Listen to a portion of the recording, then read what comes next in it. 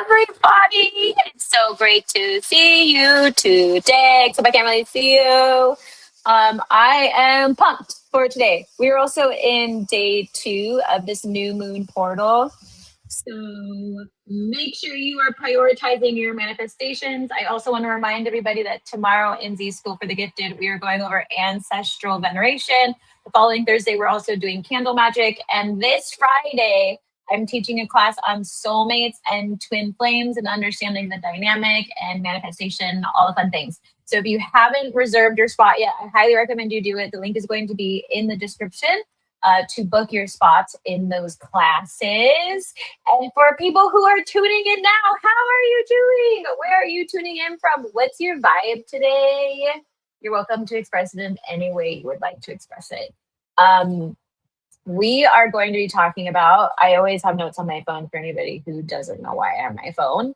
We're talking about mastering the level up and becoming unstoppable. Wednesdays are alchemizing Wednesdays. So we like to take anything that's holding us back, alchemizing into something really powerful so you can move forward on your path. And I love talking about unstoppable energy. It's the whole reason why I also have Unstoppable Wealth Creators Workshop that I'm going to be bringing back very, very soon. And it's important now more than ever across the world that anybody who is called to be a healer, an activist, a light worker, an artist really step into their power right now so we can bring a lot of healing and higher frequencies to the world because there's a lot of chaos going on. And also you deserve financial sovereignty. So if you're in between of figuring out your career or expanding into your career, this is definitely going to be a talk that I do not want you to miss. Give me 1 second. I need to close my window. I forgot to close it.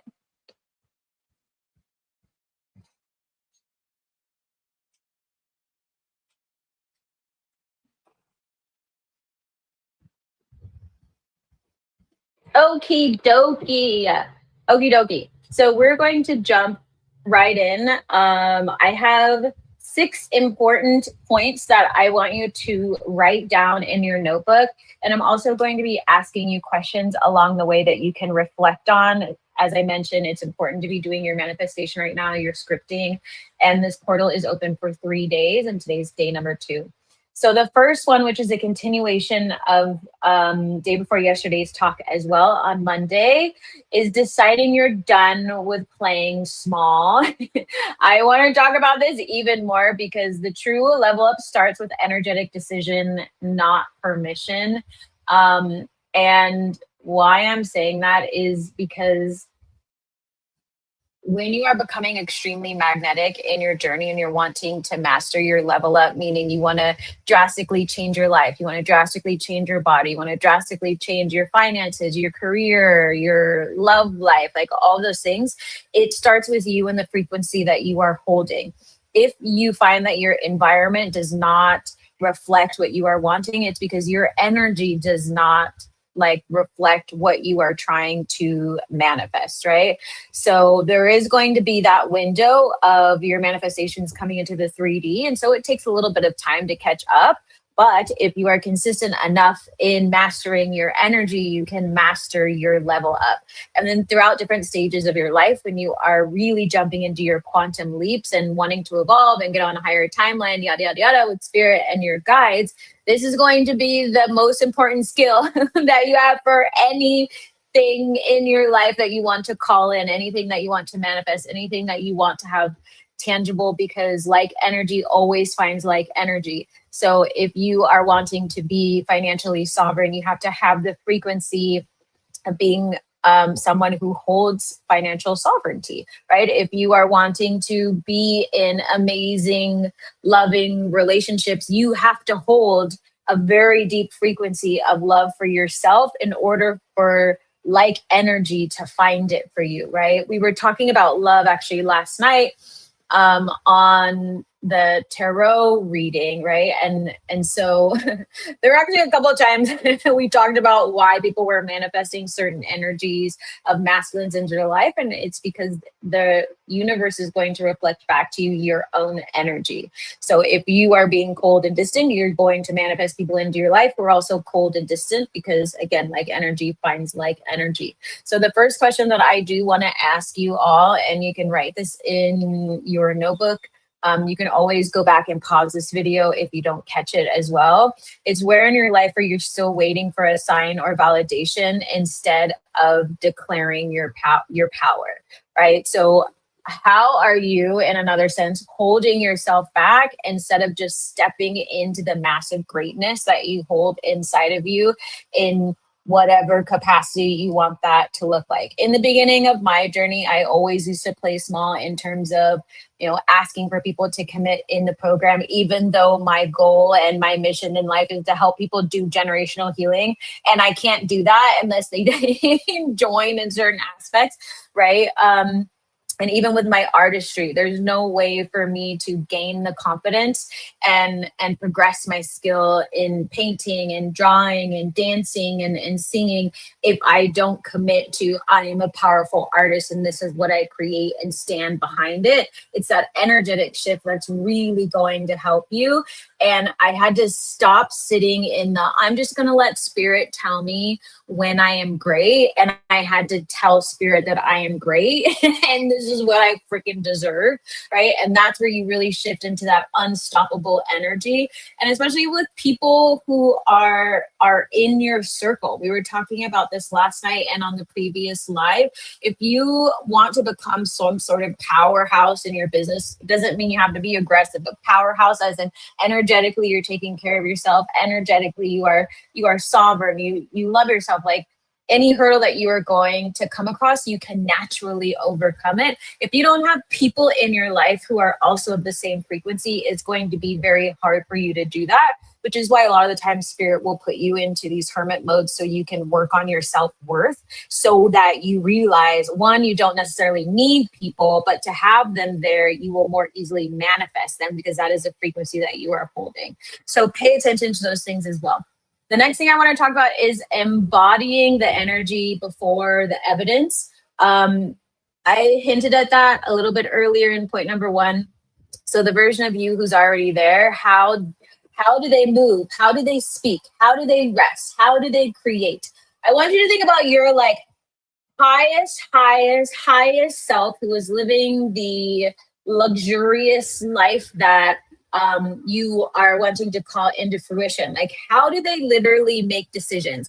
Do they wait? Do they stumble across them? Are they resourceful? Do they just know? Do they have that sword energy like in tarot? How do they speak? Are they confident or are they really soft? Do they share in writing? Do they go out and speak in front of audiences? Are they scared to articulate their emotions, or are they able to do that because they're emotionally intelligent, right? Like, think about the skills and the personality that your highest self would have if you feel like you're not embodying that energy yet.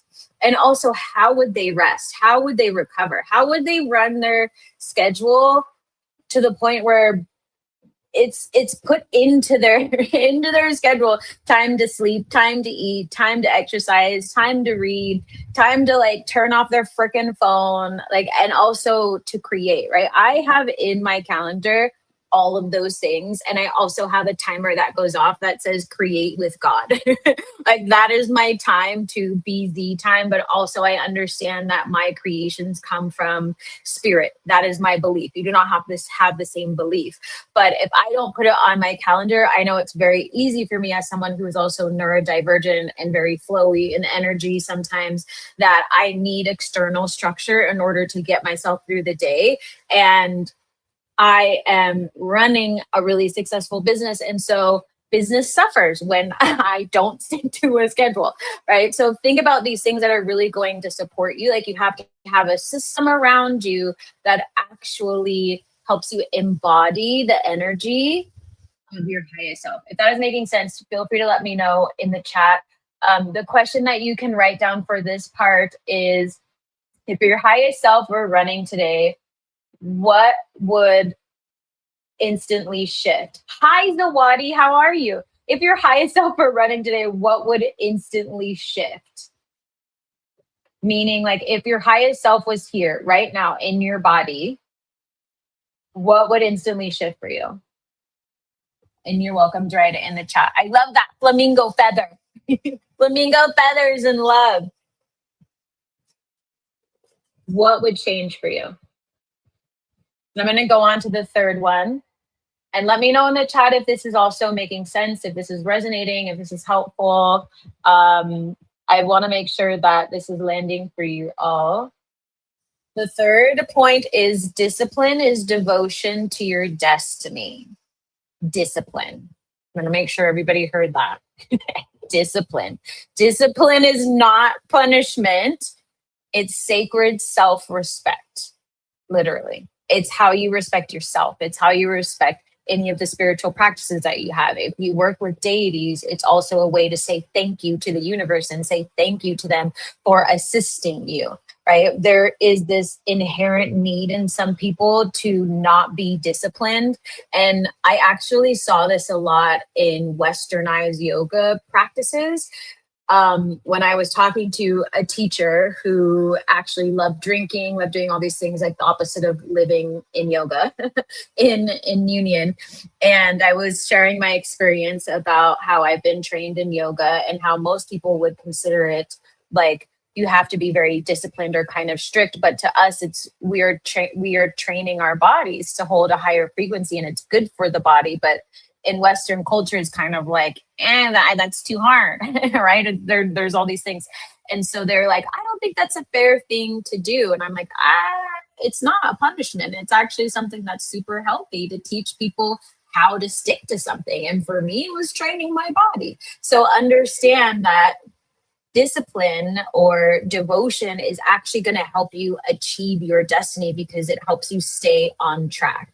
This is why I love also working with people in More Than Worthy. If you want to join More Than Worthy, you're more than welcome to book a chat below and apply for it. It's a 6-month journey and it's a huge life transformation, which I'll get into in a little bit, but it really teaches you discipline in terms of how you show up for yourself physically, mentally, spiritually, with food, sexually, in relationships that are platonic, right? In your business. And it also has a divine academy. But if you are not following through on your basic rituals of, let's say, self-care or meditation or moving your body, how exactly are you going to follow through on achieving your destiny or moving towards your destiny? Because you literally have to take the steps to get there. And I see this happen a lot with people who are lost because they are resisting the need to, or resisting consistency.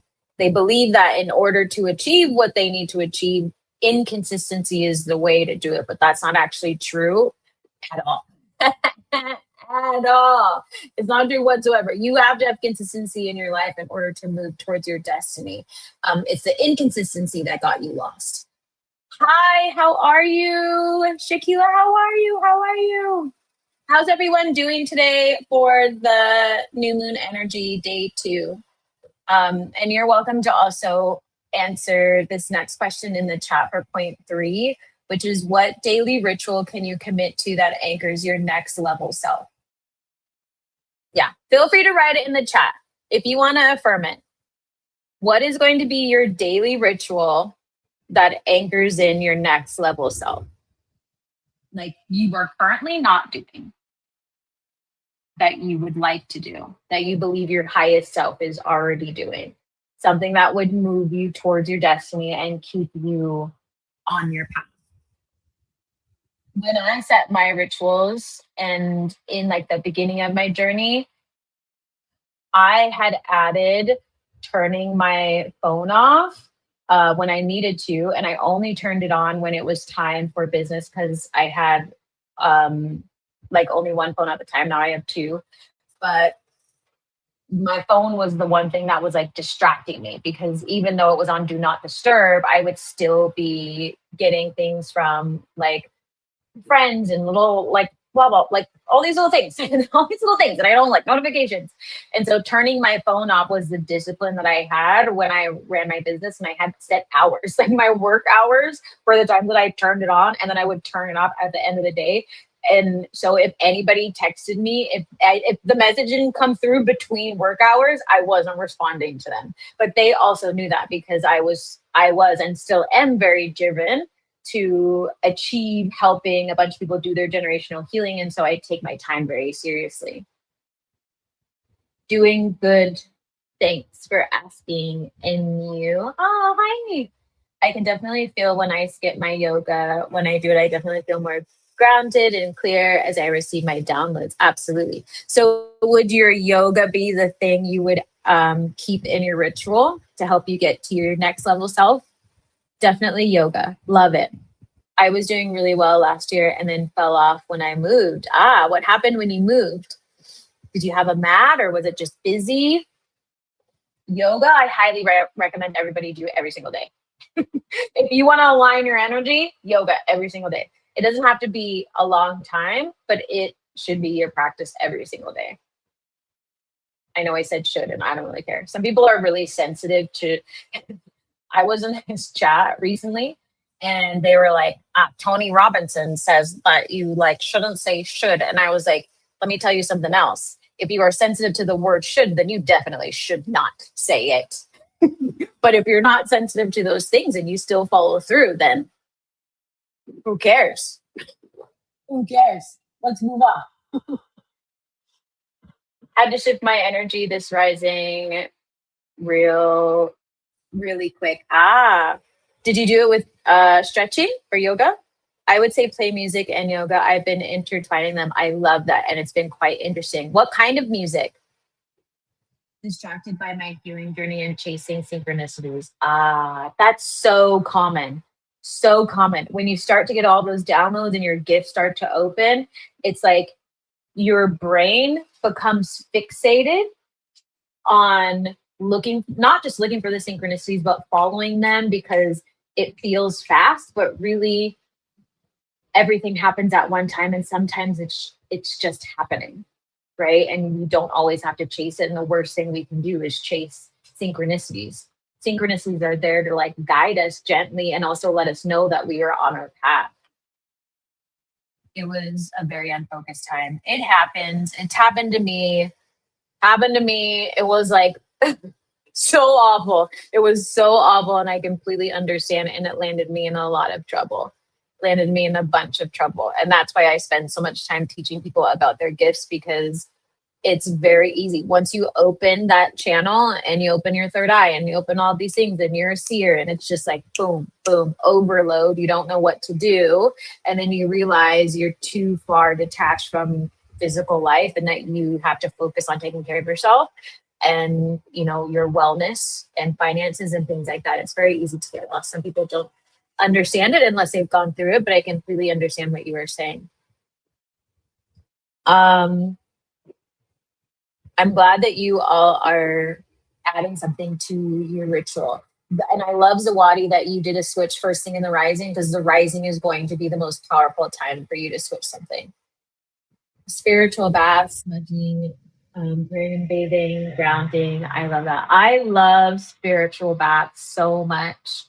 I also love my Abhyanga. Every rising, I'm like, oh, I'm going to massage myself. And meditate and tell my body how much I love it. And then take that like delicious warm bathing session, pray and like talk to God and the ancestors and light my candles and sacred smoke. Like I just like fall in love with your rising. Fall in love with yourself and your rising. I love that you're doing spiritual baths. I love it. I switched BTWs on Pandora, LOL, Kristen Teeb, Antonio Armani, Free Soul Shuffle. I love it. That's amazing. Music can totally like put you into a different universe. Oh, sunbathing instead of smudging. Is that what you meant? But smudging is me and Sacred Smoke were best friends. Yes, I was crying in the shower yesterday, rising. It happens. I was crying like an hour ago, but mostly because I was so happy. You have to have space to release those emotions. You have to have space. Like your body needs it, regardless of if you're sad or you're happy or you're grateful. Like it's natural for that to happen. So it's so important. People like have a hard time releasing their water element, releasing the tenderness of their heart in whatever capacity that looks like. And it's so much easier to do it in the rising if you can pour into yourself. Because your rising ritual is the amount of love, like large amounts of love that you're pouring into yourself. You're gonna get it like a million times back, and your energy is going to be so elevated that you're going to be able to magnetize and just feel good the whole day. Even if something not so great happens, your body has that remembrance of feeling so good that even if you fall asleep, you're going to wake up and likely remember what it felt like to feel good, right? You're going to go back into that energy. Something about the water. Yeah, absolutely. I totally agree. All of the above. Oh, I also journal too. I love journaling too. I'm always doing some journaling. Um, for part number 4, you can write down transmute fear. I think I'm tired today. I've been stuttering all day. Transmute fear into fire. So every trigger, every block, every like self-doubt is fuel for you to alchemize it into something else and turn it into love.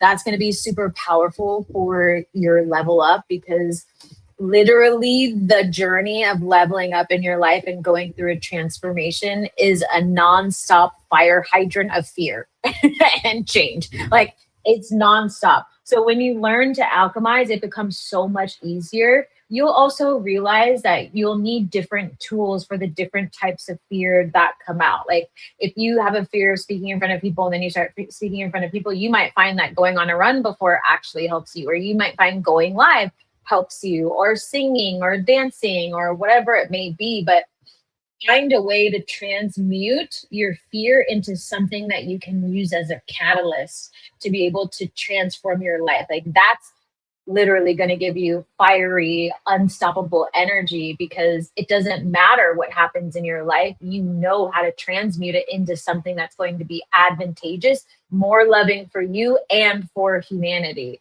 So my question to you all is, what fear keeps coming up right before your breakthrough? Do any of you know? And what if it's your cue to try harder? If you think about your past and historically, what fear tends to come up for you right before your breakthrough? Right before your breakthrough? Or are you experiencing it right now? I've been feeling I need to pull my birth chart out lately, but I don't really know how to dissect it just yet. Yeah. I mean, the first thing that I would do is start with your sun, moon, and rising and understand that portion, and focus on the energy of your rising and just keeping track of the moon cycles so that you get to know your energy in that sense.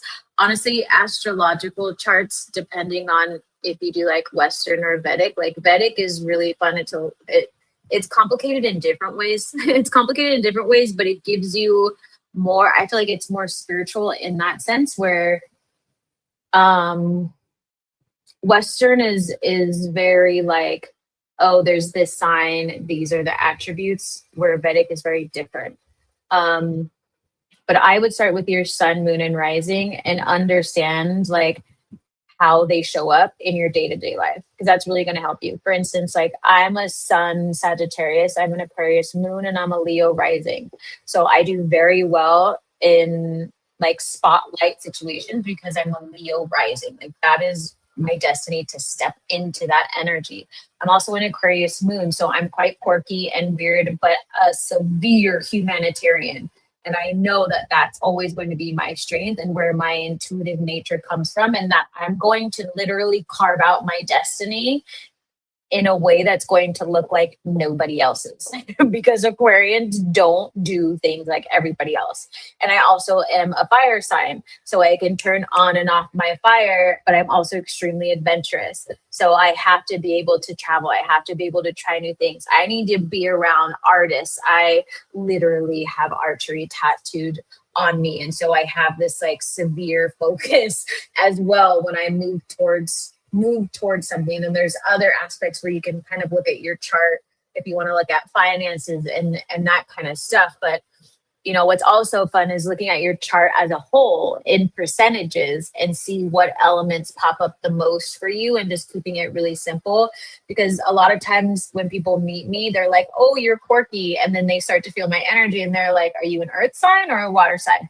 But earth and water are two of my largest elements in my chart as well.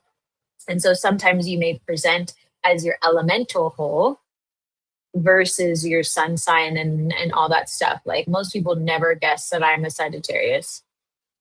And like, because when I meet people, I'm not like how most Sagittariuses are Sagittarians. I'm wrong. On paper, right? Except the philosophical part and the adventurous part, but you're not going to guess that until you actually and like get to know me over time. Is that helpful? Fear of success, or actually making it to my vision desires. It's a bit intimidating. What scares you about it? What scares you about success? Is it what to do when you get the success? Is it people watching you? Is it like a fear of failure? Like what's beneath that, do you think? That I've done something wrong again. And that I'll never find my passion and purpose. Talk to me about the again part, right? Because seeing that, it like really jumps out. A lack of forgiveness for choices you have made, which most people make choices based on the situation that they are in or the knowledge that they have during that phase of their life. And so it's easy to feel like you've made a mistake. Like it's like, you talking about your spiritual journey and that sort of thing. Like it was easy for me to also fall into feeling like I was a failure because I had lost all this money, but it was also part of my path. But I also had to take responsibility for the things that I did, right? They weren't wrong decisions. They weren't fucking great decisions, but they weren't wrong decisions. I could have made better decisions. Absolutely. But in that state of mind, that was my best decision. That was my best decision. And I had zero education in other circumstances. And I was surrounded by people I should not have been surrounded with. But that was my frequency back then. And so I had to forgive myself and trust moving forward that I knew how to take care of myself. And the reason why it was easy for me to fall into that, I'm going to make mistakes, blah, blah, blah, blah, was because I grew up in a household where we couldn't make mistakes. So it was already within my energy to fear making a mistake. And so I felt a lot of shame if someone didn't agree with my choices. Even like if I didn't agree with my choices, it was like, oh, I'm gonna pass out, right? But I still had to forgive myself. My sun and moon are Aquarius, and my rising is Leo. I love that, and that's the energy I've been experiencing lately. And I'd rather be in the background. Well, sometimes with like Aquarians, they may not necessarily be the leaders in the front. They can also be leaders who encourage people to move forward, but they don't necessarily have to be out and about. So that is also something that you can like look at in your chart as well to see what you're most comfortable with, or you can look at your human design and pay attention, like journal throughout the moon phases and see how you feel, because each day, each sun and moon phase is usually going to have an astrological sign attached to it anyways. So you can write that down. Some journals will actually show you at the top what the phase is that day. And that can also help you get to know your astrological like sign for yourself.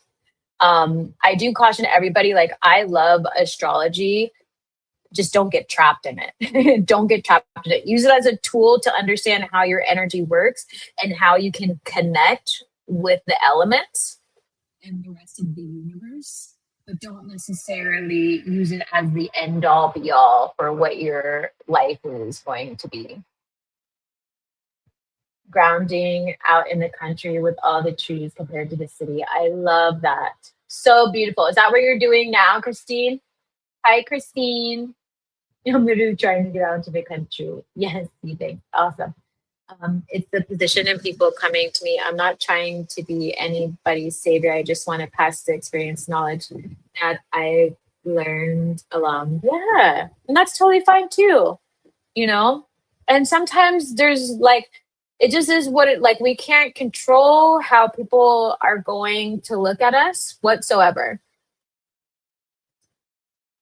Like I was listening, what was I listening to? It was like a commercial for something, but it was a person talking in the background and they're like, you just need to have the audacity to do it.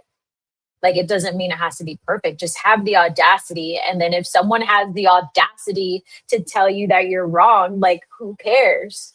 You know what I mean? Like you, who cares? Do you know how many people tell me so many times just from having YouTube and like it just is the energy of like this is so wrong and I'm like, you know what you should do? Focus on living. It's like who cares? You know, it just is like there's no like I feel like there's some people in the world who when they see someone who is visible or like a content creator,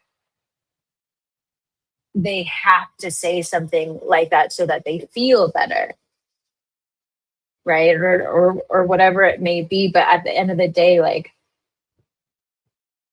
maybe they felt better. But we don't have to carry the energy with us after that. Yes, seeing the deer out in the country is a blessing early in the morning and night. I love that. My sister's house has a lot of deer, and I love going out there and feeding them apples. I'm always feeding them because she has a lot of fruits and all the things, and so they'll come and like walk through her yard and all the stuff, and I'm like, here, kitty, kitty, here, kitty, kitty.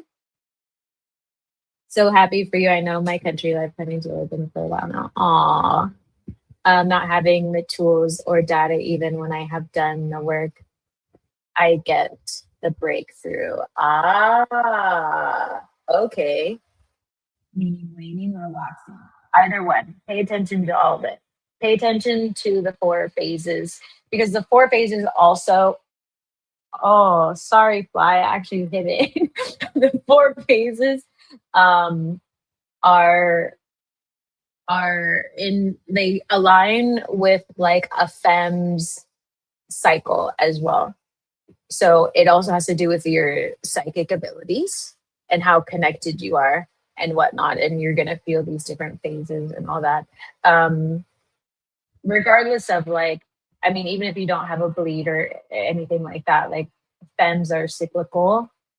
Um, and so it's great to follow and to understand how the moon works. Because once you understand the moon works, you can also understand energy.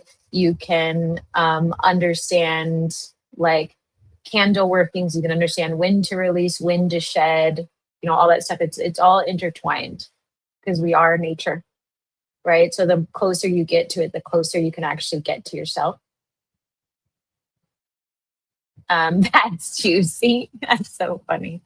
We love us some juice. I actually want some juice. Um, okay, so then next point I'm going to get into protect your frequency like someone who has a lot of money. Boundaries, peace, and discernment are your new luxury. They are your new luxury, right? So if you're thinking about your highest self and you're stepping into their energy, the boundaries that you have right now, would they be the same boundaries that they would have? Are you experiencing the same amount of peace that they would have? Are you being as discerning as they would be? You can let me know in the chat. Let me know in the chat with your boundaries, with peace, with discernment. Even with yourself. Like some people, when they hear boundaries, they just think, oh, I got to set boundaries with other people. Homie, you can't set boundaries with other people unless you set boundaries with yourself. Because how are you going to know where the boundary is? You know what I mean?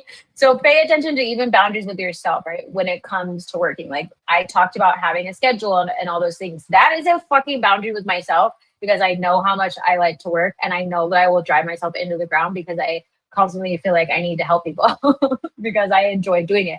But I also know that there's people out there who need help. So in order for me to articulate to people, like, no, I am done at this time. Do not talk to me about anything else. And if you talk to me about something else, we will not be friends. In order for me to do that, I literally have to have that boundary in place so they understand, right? I'm teaching people how to treat me. That's how I also protect my peace. So it's like a peace boundary. It's also my discernment of how I'm going to navigate relationships platonically or not platonically. 1,000%. Hi, Jamila. Boundary, peace, and discernment. Yep. Back, say that again. Since my time alone during the shutdown, I am super protective of my time, space, peace, boundaries, and doing things that will make future me happy, but also trying not to feel guilty when resting. Guilt when resting is one of those things that just, it takes time to heal. It definitely takes time to heal. And I love that you have shifted into that energy. The question that I want to ask you all, and you can write this in your journal as well if you're following along. What or who drains your energy? And are you ready to lovingly detach? So again, what or who drains your energy? And are you ready to lovingly detach? You can write it in the chat or you can write it in your journal. Because you have to remember that the detachment is necessary in order for growth. A lot of people on my path have called me quite cold. I don't care. I have detached because it was necessary. It was either I sit in that energy and cater to them and watch myself be tired, or I detach and move towards the thing that gives me the most amount of peace. Is that making sense for you all? I'm super good at ghosting when I need to. I'm not talking about ghosting. I'm talking about detaching. Ghosting is not necessarily detaching. Ghosting is literally ghosting. I'm watching a series named Kismet. Thought of you. Aw. But let me know in the chat what or who drains your energy. And are you ready to lovingly detach? It could be anything. It could be spending a lot of time in bed. It could be perfectionism. It could be a group of people who you know refuse to grow. That was like the bane of my existence for the longest time because I was like, oh my gosh, I love your soul. I love the potential in you. And then I would like excel. And then I was like, I don't understand why you're not excelling. Like, I don't understand. Why are you asking me how to grow?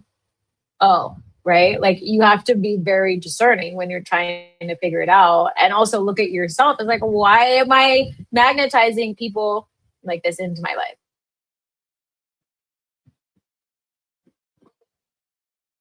Lovingly detached. Does that look like tell them what you know they're doing and moving accordingly? I've been really blunt lately, but in love. It can look like whatever it looks like to you. Because detaching for every person is different. It's like it could be emotionally detaching if it's like someone that you have to have in your life, but you don't want to have that emotional connection, like emotionally detaching. It can be physically and emotionally detaching.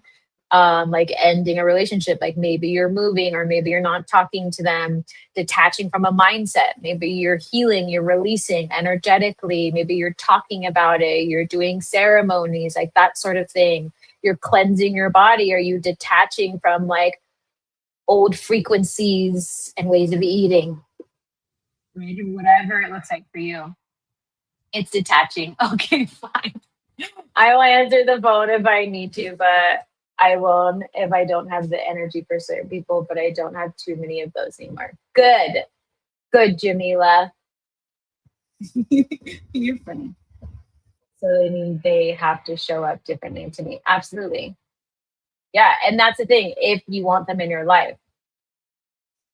Because sometimes detaching can also mean not having them in your life if they are chaotic. Right? Because sometimes people think like, oh, I'm gonna like ghost them and not talk to them, but they don't set a boundary if they don't want them in their life anymore. And so they come back into the person's life and then you're like, why are you shocked that you're there? Oh yeah, I didn't freaking set the boundary. Right. So sometimes it's like a full detachment.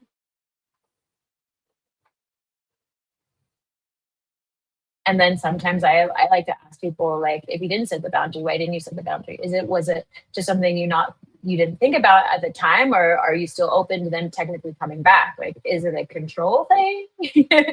Right? Like we really have to start asking questions about how we navigate our decisions to detach or heal and to move on. Because otherwise there's going to be a bunch of attachments to these people from the past, right? And people are like, I don't understand why I keep seeing their energy or why they're in my dreams. Like, well, because you haven't let go of the past. Yes, the energy in this space I reside, it literally drains me, the manner in which things are kept. Exactly. You're releasing that space, Sawadi? You don't have to tell me. You don't want to. Touche. Yeah, mine's coming with a sense of boldness and boy, I've been surprising myself. People pleasing was something I had to deal with. People pleasing is super common, especially for femmes. I find those people really lash out when you detach. It's wild. Protecting myself is offensive to them. Yeah, it can be. I've definitely seen that happen. Um, yeah, people aren't used to healthy goodbyes or setting boundaries, and so they don't understand, and so they try to latch on even more, or if they've had abandonment issues and that kind of stuff, or if they've been traumatized, um, misguided anger is also something that can happen because that fear of losing, a fear of being unseen, and that, like all these things, not having the understanding or the emotional intelligence or the crucial conversation skills to be able to talk to the person about it and what they are experiencing. So people have very limited vocabulary on how to express themselves. We're actually talking about that today in More Than Worthy, how important it is. Beautiful. Not even the money can keep me. My energy is valuable. I am valuable. Absolutely. Absolutely. You are 10,000% valuable. Zawadi, have you done like an energetic cut ties with that space? I'm looking at my notes.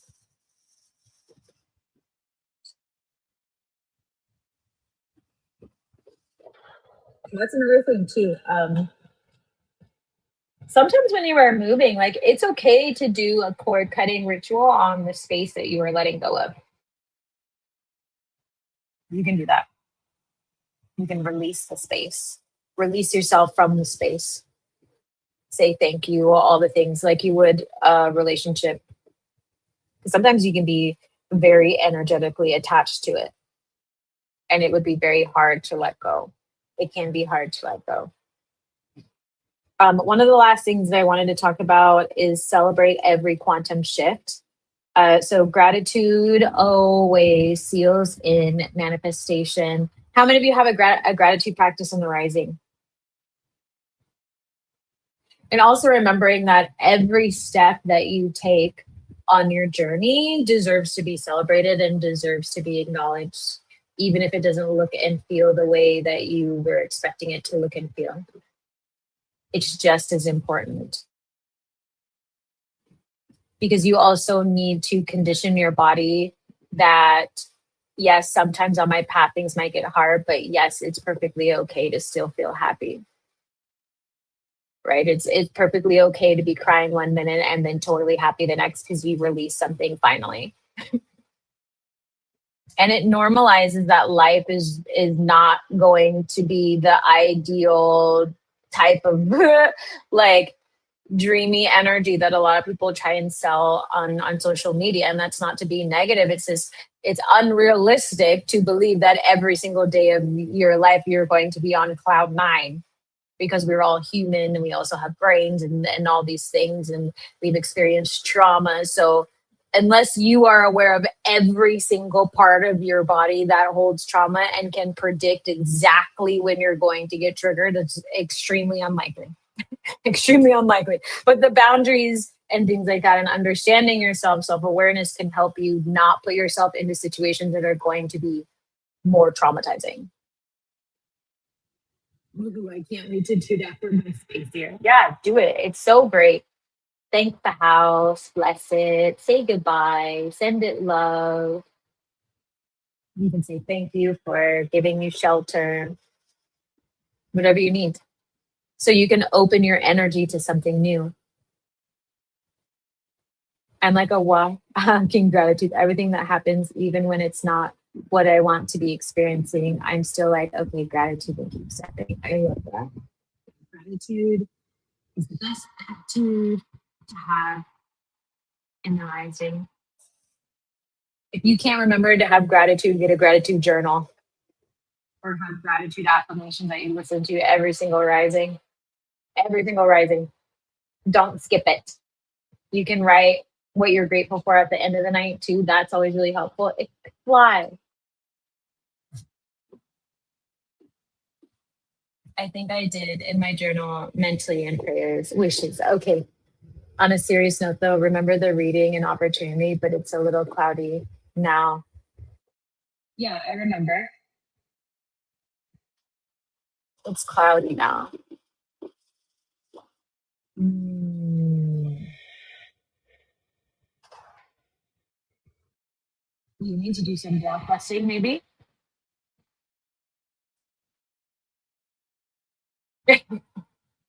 I mean, it didn't come in the screen this time. It like landed right outside my swinging area.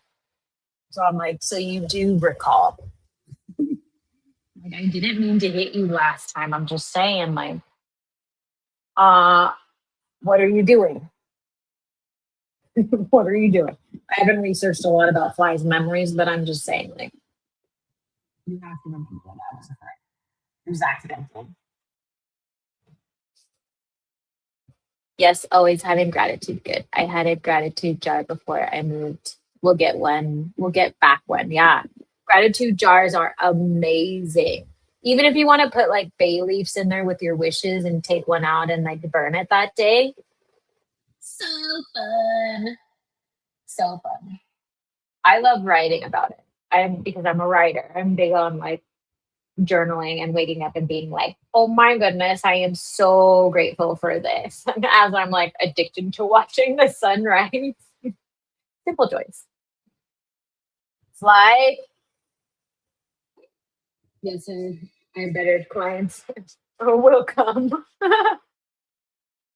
Can't forget that swat. That was hilarious. You was like, hey, but I mean, it's not coming around me anymore. It's just kind of going some time. I literally tried to guide it out the door, like the back door, screen door, front door, other windows, all the things. It would still not go. And I was like, why the wall? You know that doesn't look like outside. I'm not trying to hurt the fly. I'm not trying to hurt the fly. Let me make sure I didn't miss anything on my notes. Okay, so one of the last questions that I do want to ask you all, and you can write this in your journal. How can you honor your progress right now, even if you're not there yet? I want you to write this one in the chat. And you can reflect on it tomorrow, throughout the week as well. How can you honor your progress right now, even if you're not there yet? Honoring your progress is so important. Otherwise, you will get caught in a spiral, not even a spiral, a climb, a dig, in this energy of like grit. And before you know it, you're gonna miss all of the fun. You know what song I'm hearing? It was the fun. It was the times that remind me of no. What is that song? Danny Boy? No. I can literally hear it, but I can't remember the lyrics.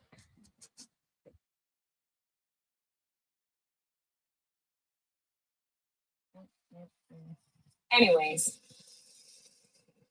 stopping in the moment and being grateful for when I am where I'm going and the gifts I'm using today. I love that. That's so beautiful. Yeah, the gifts that you're using today. You know what was fun actually? Last night I did this fun practice, which was like, how many synchronicities did I see today? It was like, how many synchronicities did I see today that let me know that I'm supported and loved? Because sometimes you see the synchronicities and you're like, oh, that's nice, and you go back to whatever you were doing. But it was nice to like sit there and be like, oh yeah, these are all the ones that I saw. And it was like a freakishly long list. And synchronicities can also be felt, right? They don't necessarily have to be in front of you. They can be words, they can be numbers, they can be people coming up to you. I had someone walk up to me and be like, hey, you're chosen one. And I was like, what? And they were like, and then monks walked by. I was like, huh? What is happening? So it's like realizing that you are so held and you are so loved by being grateful, being optimistic in the present, keeping my frequency high. I love that. Yeah, optimism is so powerful. People underestimate the power of optimism. When you're in a very high frequency and you're happy and loving, it's quite interesting when you come across someone, which doesn't happen very often if you're in a high frequency because they don't gravitate towards you. But every once in a while, if you're like at a group setting or something, like you might hear like someone not being as optimistic, and it's almost like shocking for your nervous system. Not that you've been living delusionally, but it's like your energy is in a different space, and you can still heal and be frustrated about all those things, but sometimes there's a way, a frequency that shifts even when you are upset. It's like a different type of anger. It's not the same. I love that. Wasn't it so fun? I invite you all to practice out. Like, how many synchronicities did I see today that reminded me that I am like loved and supported? Loved and supported. Reflecting helps me see my growth and small wins and acknowledge the flow. I was matching energy a couple of weeks ago, and now I choose to sit on my throne and watch. I love that. It does make sense. It makes perfect sense.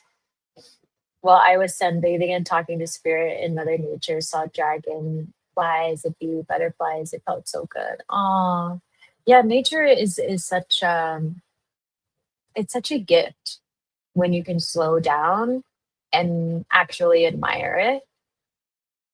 It's so powerful. I was sitting outside today. It wasn't really nature, but I was like watching how my copal smoke was like dancing with the wind. It was the coolest thing. And because the sun was setting and the sun was like shining through, I actually started crying because I was like thinking, I remember when my ancestors, but back then I didn't know they were my ancestors, had sent copal to me, but it came through somebody else.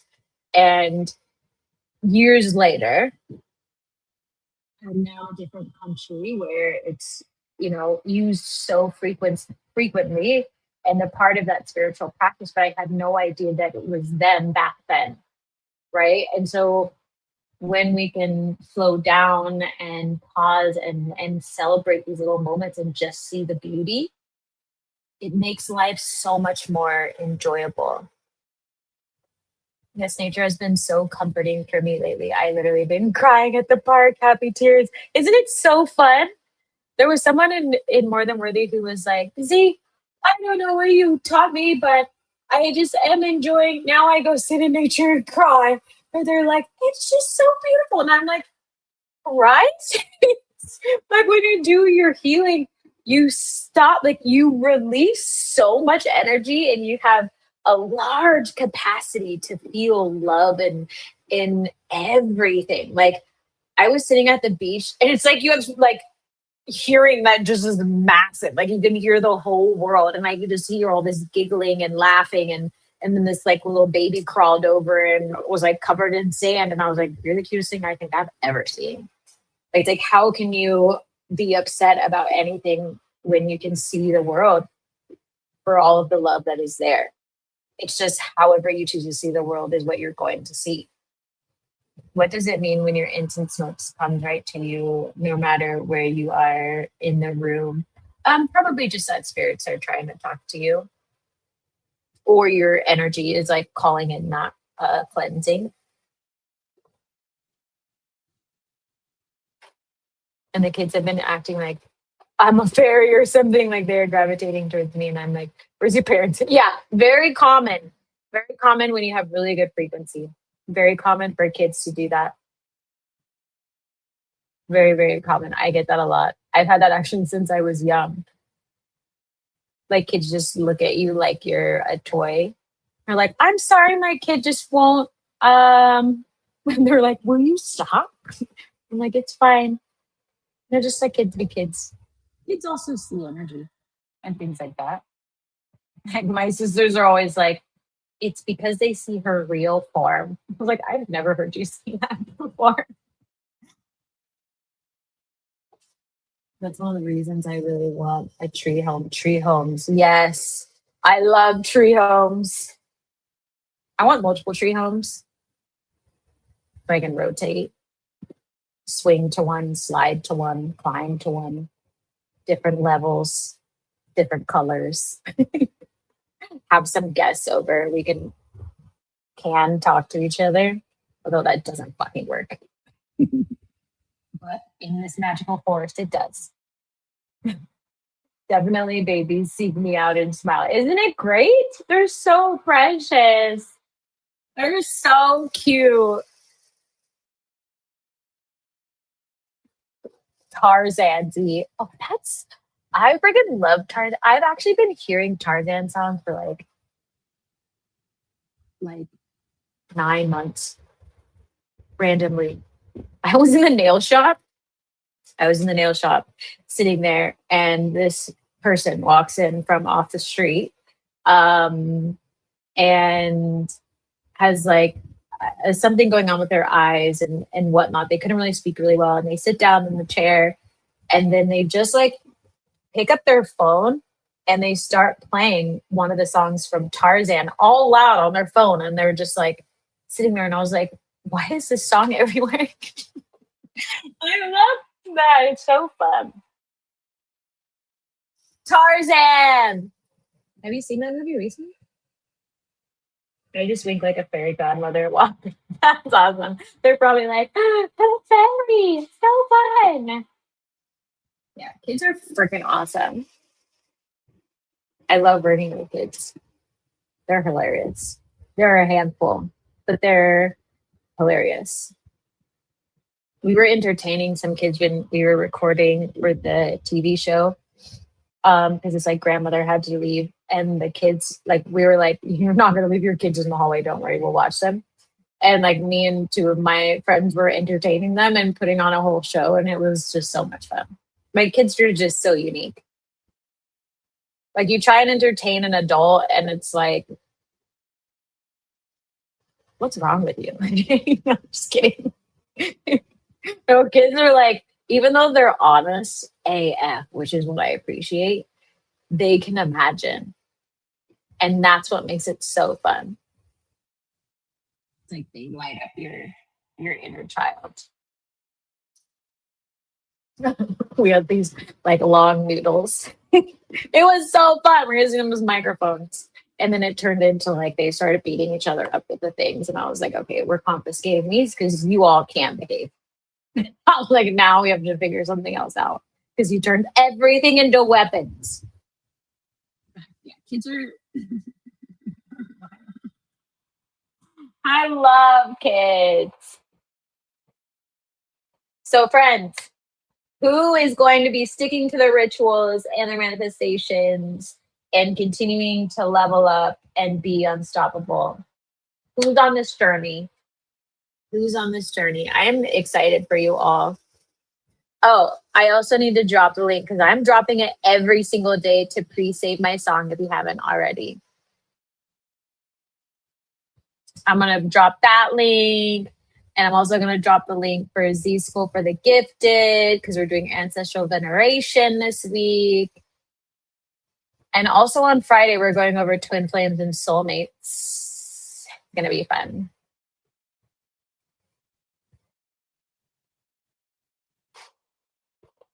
That part. This one here. Yay! I'm so excited.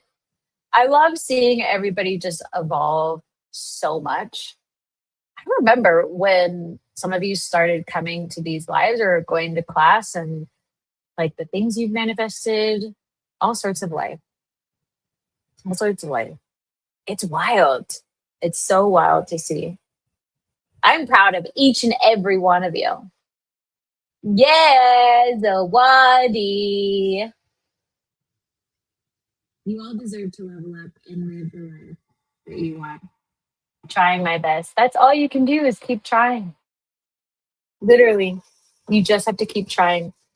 One of my favorite affirmations that I've seen is like, I can start over as many times as I want to. And I've loved that so much because sometimes it like you might hit an off day or a day where you feel a little bit more judgmental towards yourself, but it's like, why? Tomorrow's a new day. It doesn't mean that you lost any progress. It doesn't mean that you are any less deserving. And tomorrow you can start over. And tomorrow you can begin the fool's journey. And the day after, and the day after, and the day after. It's like in certain societies, you know, forgiveness and being open to starting over isn't something that like people carry within them. Right? Forgiveness is such a powerful thing, even for ourselves. Shifting the frequency of the world. Yay! Woohoo! It's a revolution! Wanting a revolution. The Beatles. I'm listening to a lot of music. Also, I'm getting a lot of music all day long. It doesn't stop. I started laughing too after yesterday's live because I heard it was for Shawnee. It was for Shawnee, and her ancestors were still around. But then it was also Shawnee's energy because she was talking about love. And that song, I Don't See Nothing Wrong with a Little Bump and Grind, was playing. And I was like, okay, I need to clear my energy. I was like, let me go clear my energy. I don't want all these songs to give it to Shawnee. It was so funny. Brand new day. Yes, rise and be something different. Yeah, absolutely. It's a brand new, it's so, there's a song for every word. uh, what? Oh, a shift illusion. Hilarious. It was so funny. I'm debating on bringing every once in a while Z's After Dark because I wasn't able to start it before because I ended up moving. But I really think I want to do Z After Dark and do something fun and sexy. Yes. I think it would be really fun. And I am gonna have the like addition to the Mango Men and other manifestations of like raw and real shit that I couldn't say. Just saying. Also, another thing I wanted to share is I think what I'm going to do after each of these lives is add in Tarot 10, because I've been getting a lot of messages about doing more tarot and things like that. So at the end of every live, if anybody needs a tarot 10, because we're talking about we're talking about changing and alchemizing, healing, messages, all that stuff, I figured I would just open it up that if you had a question for the universe, your ancestors, or your guides, you're welcome to do a tarot 10. How do you all feel about that? See, first time I see you in the color black. I know I don't usually wear black. Sometimes I wear a little bit more of it in fall, actually. I don't wear it a lot, but I revamped my wardrobe.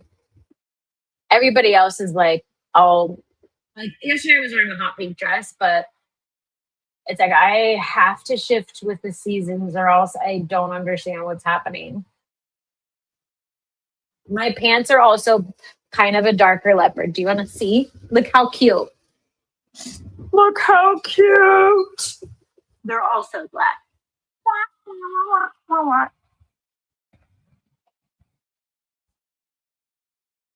Like this is bothering me because it's springtime. You know what I mean? Get out of here. I'm gonna have to change watch straps. Like even this is bothering me. I should change bracelets. Like my energy goes gone. I'm like, what? I become that person. Like, I don't know if you were on the live when I was saying how I went into church and I was wearing this like super cute outfit. And then this person who dresses like dressed to a T. I had put on these sandals that day. They're like, I just call my Bratzico sandals. And I knew that they were bad sandals with that outfit. But I had just done like a thing of donations and they were the only shoes I had left. I needed shoes because I was going to go shoe shopping afterwards. And I went in to church and she like walks like her cute little walk and she looks at me and she was like, cute outfit. Lose the shoes. And I was like, I'm not even mad at you. This was so great. It was so great. I laughed. Yes, Halloween Day of the Dead vibes. Yeah, exactly. That's how I kind of feel. Like I feel like I'm going deeper and deeper and deeper into the shadow. Not in a bad way, but like I'm in it. But I'm also in Mexico where they celebrate, Dia de los Muertos. And I love it here. And I just like pardon me right now. Yeah. If you want tarot 10 right now is what you're asking, totally fine. I'm black on black on black, then I'm bright like the sun, well rounded. Fly. Okay, it left. Um, I don't usually wear a lot of black, also because it can absorb energy as well. But for outfit purposes, today I'm doing it. Most of the rest of my wardrobe is like browns and greens, like rich greens, oranges, more jewel tones, fall jewel tones. It's my favorite. Oh, what? Me too. It's one of my favorites. I love how when I inquire about your fit, you always show the whole outfit. I mean, I have to. I'm not wearing cool shoes today because look, these pants are so long. Here, I'll show you. I wonder if we can get my whole body. Can you get my whole body? No, I can't. How far back? You can't see. These pants are so long. I'm a high-waisted pant lady. High-waisted pants and skirts was like my thing, especially when I did personal styling and all this stuff. I gave cute little jacket or a long like something. Olivia Pope vibes. I had that going on for a while. Uh, it was so juicy. It was so juicy. But I still need to replace my shoes right now. I have one pair of shoes in ballet slippers. I've just been busy. Redstone colors are my favorite. Temps are trying to taper off here in Texas finally. Oh, finally. It's forever gonna be hot here. I like will intentionally shut the doors and windows and like turn on the AC and be like, it's winter. Now I can drink something warm. No, I still have warm food regardless. Like right now it's nice because it's kind of cloudy. It's like, like last time, I think I was on the live and I was like, I want it to be fall. And then it rained for like a week straight. And I jumped into bed and was like, I'm going to read my book. Thank you. Aren't they so cute? I think they're so cute. You normally would wear them with heels, but I don't have any, so right now they're just cuffed. Woo! I also got a cute little green number that I really love. I might wear it tomorrow. I can't decide, actually. I want to wear it all the time. Oh, sorry, my bad. Just let you guess. It's good for business. Sorry, my bad. Yes. If anybody needs a tarot 10, I'll be leaving that up. Sorry, Zawadi. Yeah, so all you have to do is, I guess I should put $10 in there, huh? Make the banner correct. Yeah. You just have to send $10 to the Cash App. Say two. That's it. And then I will do the reading once it comes through. My deck is on my table.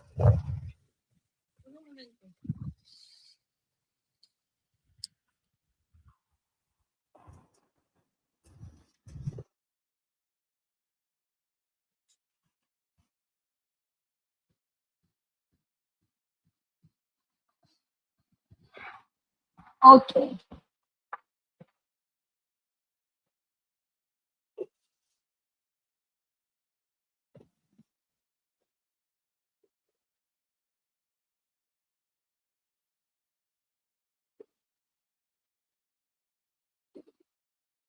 I pull up my Cash App. Also, Zawadi, I saw your comment on I saw your comment, what is it called? On Substack. And I loved it so much. You said when I grow up. I don't know why I thought that was so funny. I haven't had time to respond.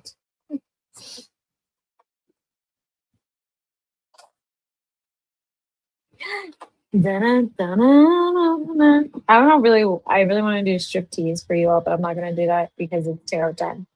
But I'm in that energy. Why? What a lie. It's like you unlock your creation energy and it's like your clothes just want to come off, right? That's how I feel. It's like, and we're off to the races. We're off to the races of being naked. Just saying. I also think I'm gonna move back to releasing Manglement and other manifestations on Fridays or even the weekend. It hasn't been aligning very well during the week. I thought that I'd be able to swing it, but it's just not. My energy is off. Maybe the way I do it.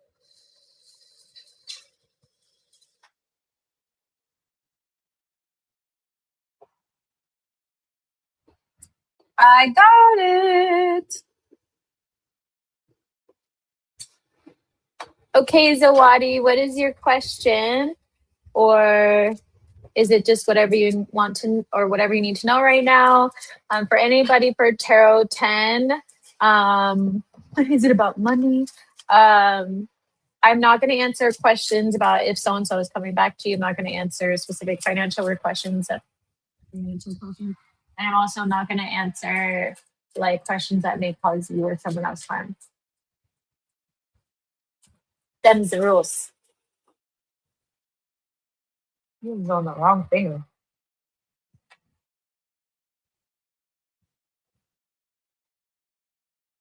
Okay. Okay, and what you need to know right now. Got it.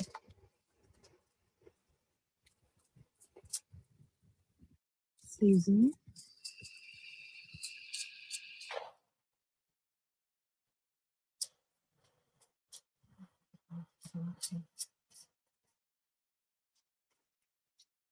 How much?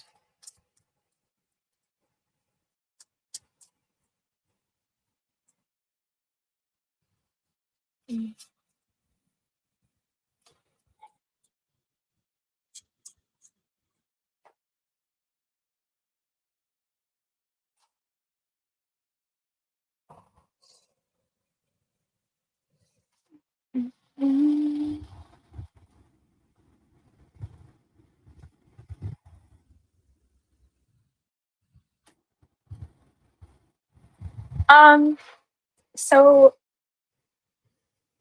when I'm tapping into your energy, Zawadi, and also I'll show you the cards in a second. Um, there is this reminder for you of not shutting yourself off from other people. I don't know if you've had run ins with new folks in your life or folks who are wanting to connect with you, but there's like this energy of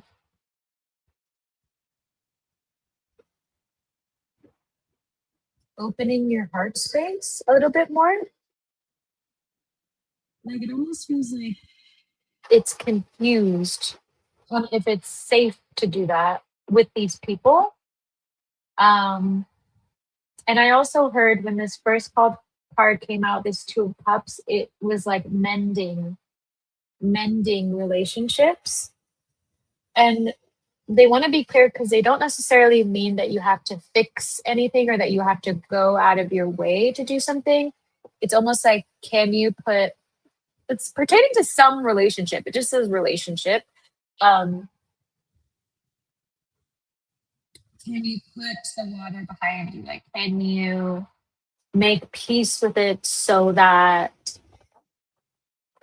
yeah, can you make peace with it so that you can move forward? Because in your future, you're going to have other people who are going to be stepping into your life really soon, but it's going to be in a very collaborative way from like here on out on your journey. Like a part of your journey is to be helped by other people, but there's something about a relationship in your life that feels quite feminine in nature that is a lesson for you, but it needs to be learned so that the rest of your manifestations can come in.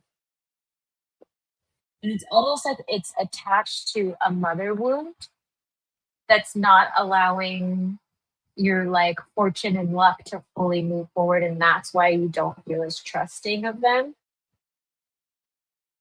But your guidance is like you have help and you're going to be getting more help.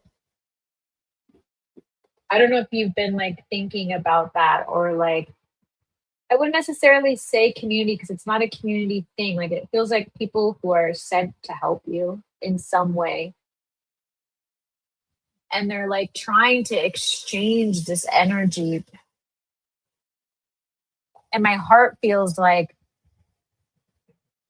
dense or like not dense not the word, but like very present. Like it's like your heart is trying to guide you. They want you to open up your heart space even more so you can actually receive these blessings, but you also have to lean into forgiveness.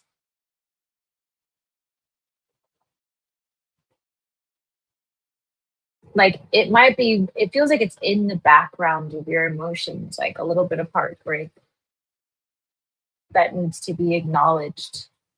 It feels like it's quite stern on top of it, not in like a unapproachable way, but like you may not be wanting to see it as deeply as you think you are wanting to see, or like you may need to look at it more deeply.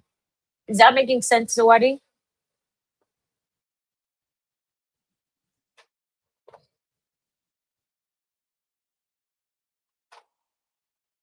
And if you had questions about being supported, it's not even that you have questions, like it's like it's like multiple thoughts of, is this the right thing? Can I do this? Are they the right person? And what if it's wrong? Like that kind of stuff. They want you to release that and listen to your heart. What is your heart telling you? It's almost like a fear of doing the wrong thing that's coming forward, that's keeping you from moving forward. And it doesn't feel like there's a lot of energy or friction or anything like that, but it's like you are the creator of your environment, and so you can choose how you want to navigate it. Yeah, it just feels like it makes me kind of like it has to be released. It's time for it to go, because there's like an also an exchange of cups, an exchange of emotions, which could be like romantic down the road, but it has like two energies in it. But it starts with this more feminine type of relationship. Okay. Okay. It's normal to fear getting hurt again, right? And I'm gonna end the reading there, but for everybody,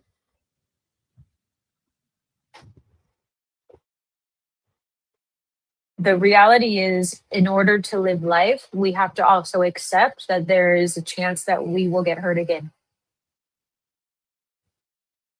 because sometimes that is what it is. But what we can do to help ourselves is to make sure that we are emotionally transparent, right? And that's where those boundaries come in, on what you're willing to accept, what you're not willing to accept. And if you're wanting to grow, right, the fear has to be let go of, or at least you have to continue even though you are scared, because there's no way for you to know what's going to happen unless you try. But we can't navigate life thinking or trying to make the best decision based on not getting hurt again.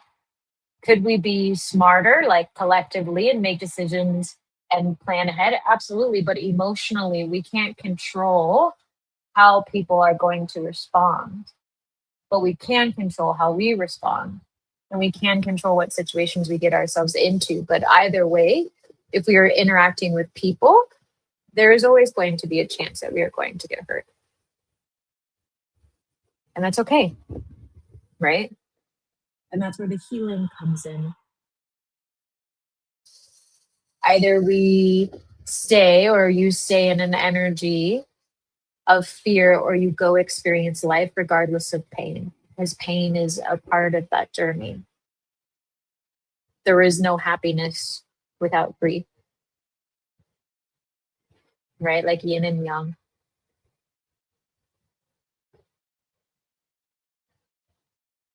There's always a chance to get hurt again, but we can't let that slow us down.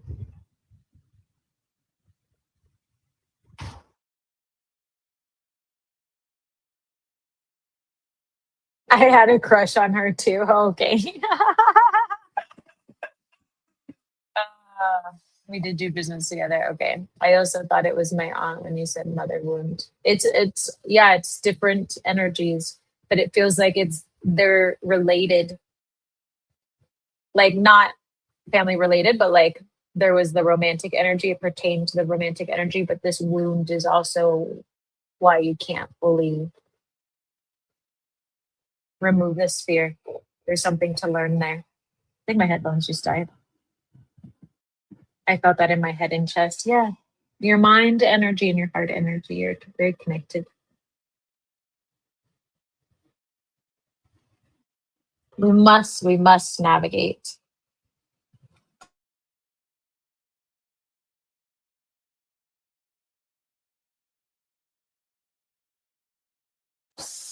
There we go.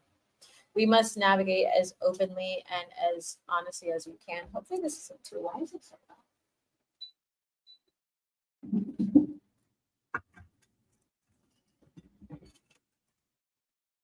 Let me make sure.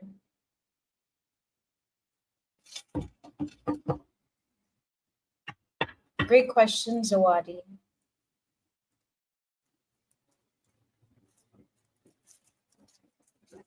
Does anybody else have a question or need clarity?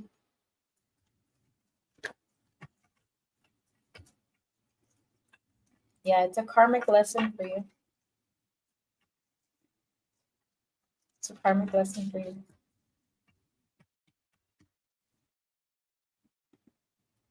Okay, thank you, Z, as always. Happy to help.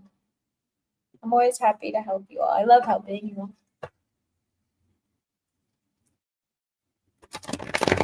I love answering questions.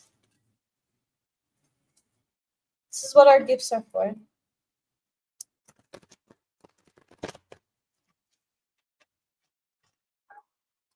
Love Journey is the talk show. Love L is for the way you look. I'm telling you, I'm triggered by so many words lately. I don't understand. Love can be an interesting journey. And when you're spiritual and on your love journey, it's like a whole different world, a whole new world. It's so powerful. And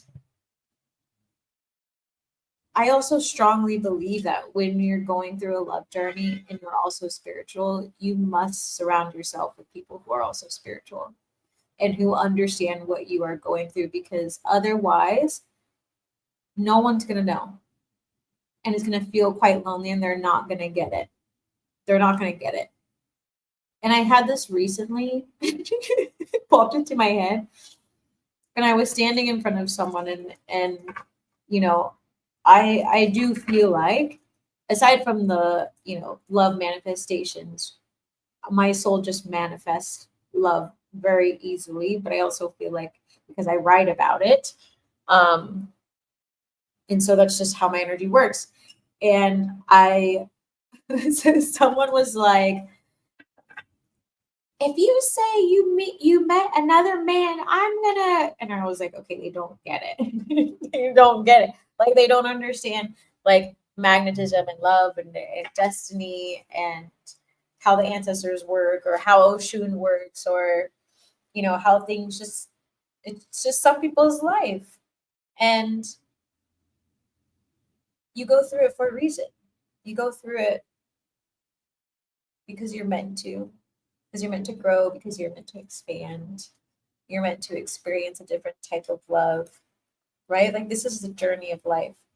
The people you meet, what can you learn from them? What can you learn from them? What amazing gifts are they giving you? What amazing gifts are you giving them? There's just so much to learn in love. I love talking about love, and I love love in general. Everybody's so different.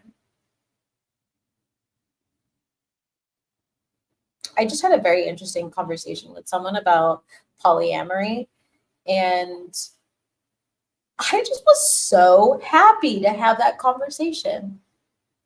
Because, like we were talking about earlier, if you can just take a seat back and lean into experiencing life as just two people sharing in a moment, there's so much that you can learn about yourself and someone next to you. Because you realize, like, in your past relationships and all that stuff, like, yeah, things would have been so much easier if I was in a different state of mind, right? But a lot of the times, a lot of people in their love journey in the very beginning, you can only love as much as you were taught how to love. And that doesn't mean it's healthy, and it doesn't mean it feels good. Like, you can only do what you know, right? Because we just like, it's human nature to do the same thing over and over again. Um, and so as I was sitting there and I was like, wow, while yes, I would have had conversations like this in the past, it probably would have been a little bit triggering for me in certain ways. And there were things that we were talking about, like being from different parts of the world, and how we receive love or want love, and views on marriage and polyamory, and genders and identities, like all these different things. And I was sitting with a friend, and they were just kind of like, wow, you got to that point. I'm like, yeah, like sometimes I was like, I highly recommend people surrender like into having a conversation and genuinely wanting to get to know the person. Like, if you feel like you walk out of a conversation and you don't feel like you learned anything, like, I would also ask yourself if you're asking good questions. Are you asking good questions? How are you at uh-oh. Oh, my computer doesn't die. Ah, why does it always go to night mode? Nope. Oh, is it focusing? Nope. Hold on. There we go. I would also ask, like, aside from like how good are you at asking questions, like, how invested are you in actually getting to know someone? That's why it's so difficult. Like, if someone is literally not asking you questions about who you are and they're just talking about themselves, like, do you feel comfortable enough to be like, hey, do you want to have a proper chat and like get to know me, or just want me to know about you? But sometimes it's like not everybody feels comfortable doing that. And sometimes people literally don't even realize they're doing that because they're not used to having conversations. And so there's no judgment there. It's just like, do you realize you're talking about yourself the whole time? I don't understand what's happening. Be curious. I'm so drawn to romance movies. Oh, me too. Love them. Love them. Love them so much. How do I like not have it on dark mode? I don't like it. I can relate. I'm glad you can relate. I feel like I have so much love to share. Yeah. Well, and what's great is when you have so much love to share, that means you can create so many things. That was like the hardest thing for me to realize. It was like, I can either keep pouring into everybody else, or I could literally take my love and pour it into massive creation. Like, it's the same frequency. And I could pour it into myself and magnetize love into my life instead of doing it reverse. Like, I would magnetize people who actually cared about me while I dumped all this love. Because sometimes we get so stuck in like, oh, I just want someone to love, or I just want to like, and yes, I completely understand that. But when you fully sit within who you are and truly love yourself, you will be okay. Like, you learn that you will be okay. And when you're in that energy, love just naturally finds you. Love just naturally finds you. That's why I love writing about mango men and other manifestations. Like, because it's like, I'm just gonna pour into myself and chapters just keep popping up. just is what it is. Okay, synchronicity. I'm driving on the highway and the truck I pull up behind says "Loves Connect" on the back. I love that. And then I got off the highway and the first truck I see to my left says "Loves." See, love is everywhere. Love is sneaking up on you. I love it. Yes, I learned that too. Absolutely. And there is like, I don't want to just also make it seem like there's like, you know, people don't crave touch. Like obviously we do. And that's why having a practice like Abhyanga and all those things are really great. And then there's also, some people who love platonic touch. And that's what was so fun about talking with this person about polyamory and, having multiple loves. It doesn't mean it has to be sexual whatsoever, but receiving touch, like without sleeping with each other. Like if physical touch is your love language, it's going to be a little challenging to not have that. I'm going to have to watch this back with my journal, Too Many Gems. I love that. I love it all. I love love. Love. It's just so magical. Like, I don't know. It's so freaking magical. The journey of love is just so cool to witness it. I enjoy also sitting at the beach and just watching people just like fall in love. What's great about the town that I'm in, it has this frequency of love that is like, it like pulls it out of you. It's the weirdest thing. Like you can't help but fall in love here with everything. It's just the energy of this place. And like, the temperature is very moderate. It's beautiful. People move a little bit slower. They enjoy sleeping in. Like it's kind of like you romance yourself and you also are in a romance kind of energy. It's so amazing and refreshing to see, even though there's, other places across the world like this. I've never come across an energy like this, like concentrated in that amount. Like, also, I'm like, I've never seen so many horny men in my entire life, but I'm like, if I feel this energy and I am like, whoa, like I can only imagine a very primal, like masculine. And I'm like, you need to know someplace else. But it's so fun to see because you also get to see like a bunch of weddings and people with babies, and I keep finding out people are pregnant, and I just love seeing it. It's such a beautiful place to witness so much love. It's a good place to fall in love with yourself. Let me read this. Having too much love felt like a burden when I was drawing in such needy people, but thanks for the perspective. Yeah, absolutely. Sometimes that happens, We attract parts of ourselves. And sometimes it's also a matter of like setting boundaries and again teaching them how to treat us. Right? It's if you're not a codependent person, not saying that you have to call them codependent, but like you have to set boundaries on what's acceptable in order to be in your space and in your energy, or like what type of friendship you're actually looking for, or romantically as well. I used to attract like relationships where we were heavily codependent. Like, and then I went through a whole phase of like being hyper independent for a long time. And then it was like we were all just like really cold to each other because I was cold. I was cold and I was like, I don't fucking trust you. Why would I trust you? Prove it. Then they're like, oh, I just want to spend time with you. Dagger. You said it wrong. Out.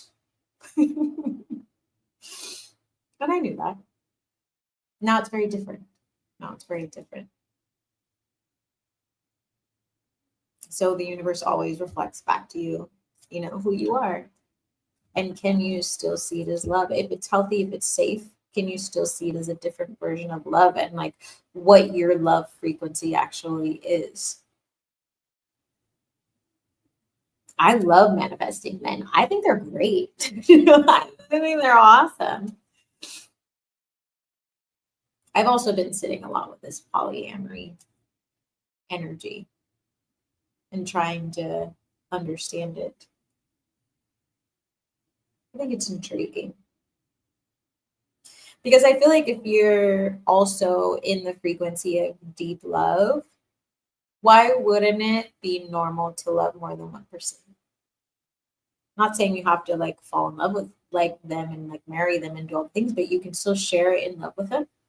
Or you might actually love them, but not be sexually attracted to them. Or maybe you are.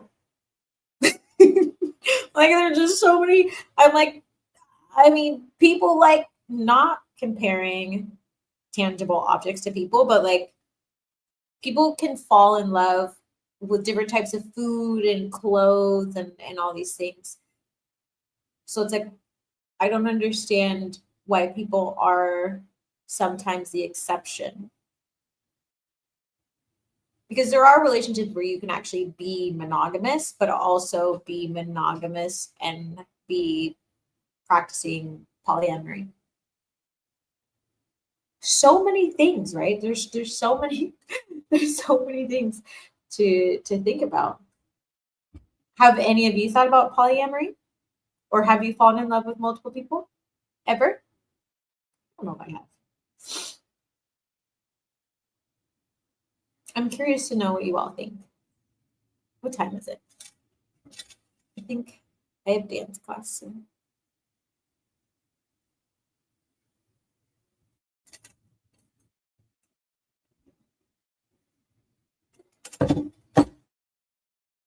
My calendar. It's like rainbow vomit. Definitely let me know what you're feeling. Do you even know what polyamory is? Have you heard of polyamory before? Or any other ways of loving?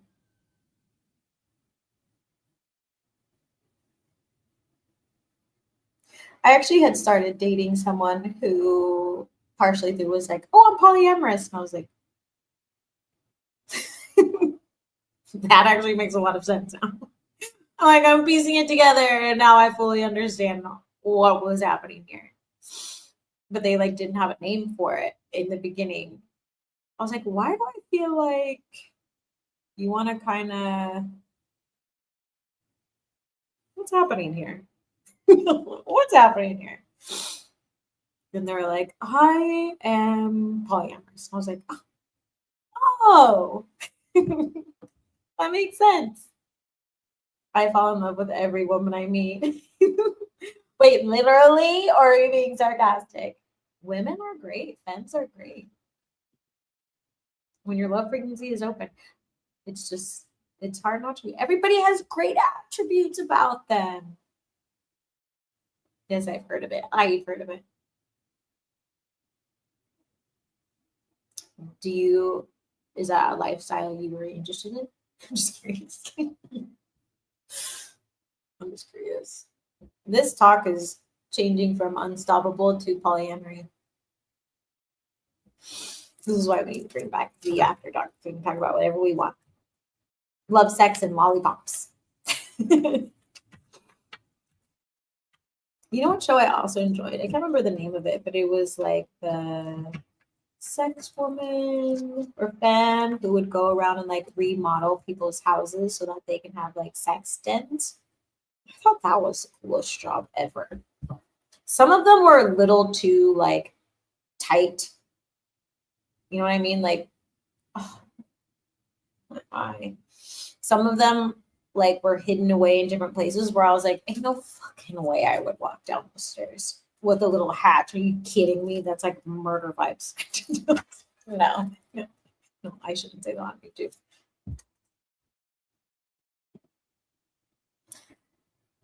I met a couple males that wanted to be with me even though they were with someone else.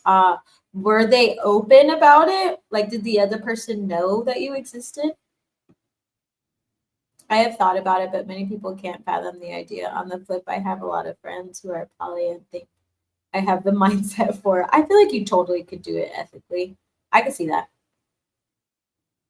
Just gotta with the right people, energy. With the right people, definitely. And be open to having conversations. Like conversations are going to be huge. hugely, hugely, hugely important. Like with the person that I had dated before, I was like, I know you're like just figuring this out, but like, would have been cool if we could, if you were like unsure about it in the beginning, but also you didn't know what it was. Totally fair.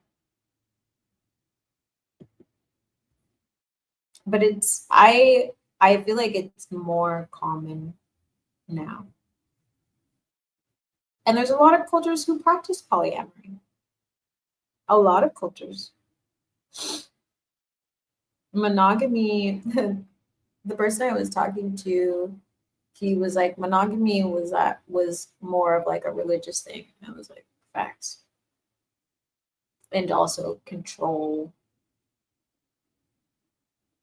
certain genders and things like that.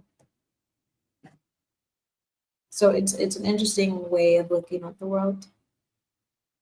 I just found it so like I've always thought it was interesting to think that like we can love everything else in multiples. And nature does the same thing. But when it comes to humans, the rule is no. I was like, can you please help me with that one? One or two were open. Ah, okay. They know I was so different and wanted to experience my essence. Ah, that will happen a lot because you have such strong energy. That happens a lot. Has that happened to anybody else?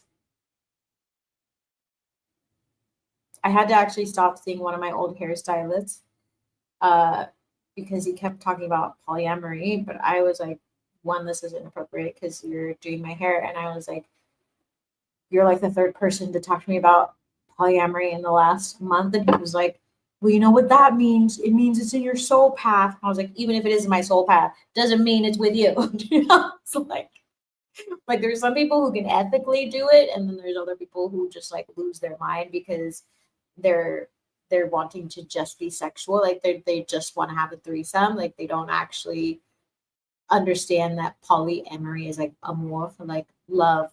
It's the love part. It's not the like I'm just gonna sleep with you part. It's the intimacy, like sharing in life, that sort of thing. But that will happen. That will definitely happen.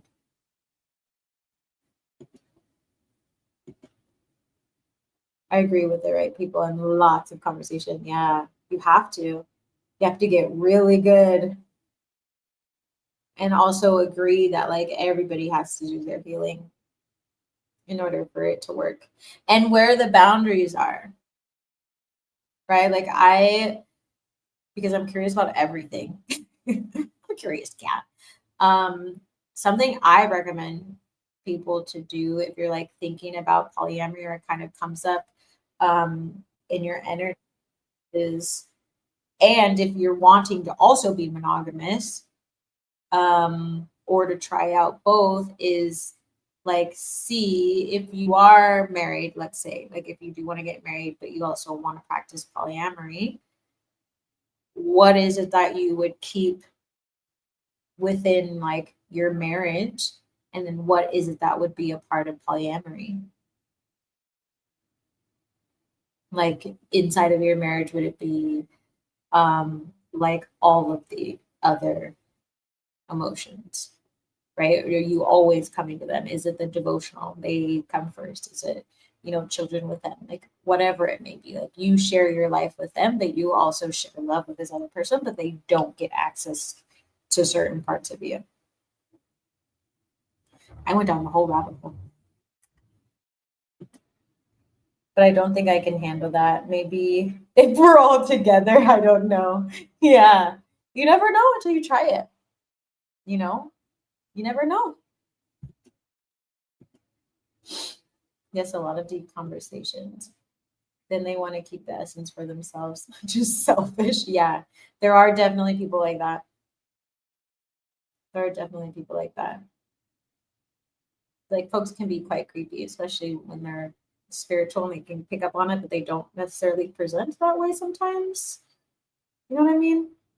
Like I had someone who was like, "Oh, your energy is so addicting." Like my friend, she was like, someone literally grabbed my hand and was like, "Oh, I want your energy." She's like, "Why the would you say that?"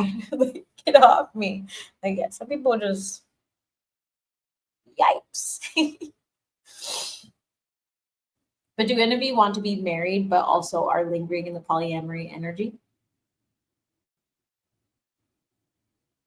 I'm so curious. I'm so curious. I had pondered upon it actually. Polyamory energy has been following around since the dawn of time. And I was like, no. My friend was like, bro, it's in your reading. I was like, what? What do you mean? I was like, we'll see how life unfolds. I'm like, but I do love them and them. Like,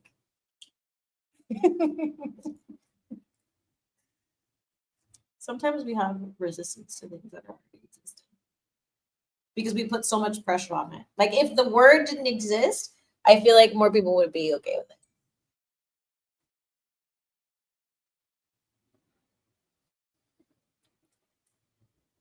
You know what I mean? Sometimes it's the word itself that scares people.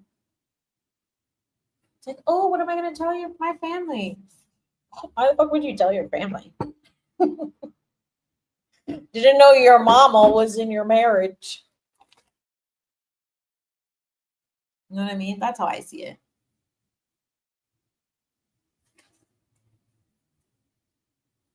Just saying, everybody. This is just some food for thought. Some food for thought that popped into my head and I felt like it should be talked about. And I feel like it's relevant. I also feel like spiritual people tend to be a little bit more open. But you do have to watch out for some folks who misuse their spirituality and ideas of polyamory to actually trap people. Excuse me.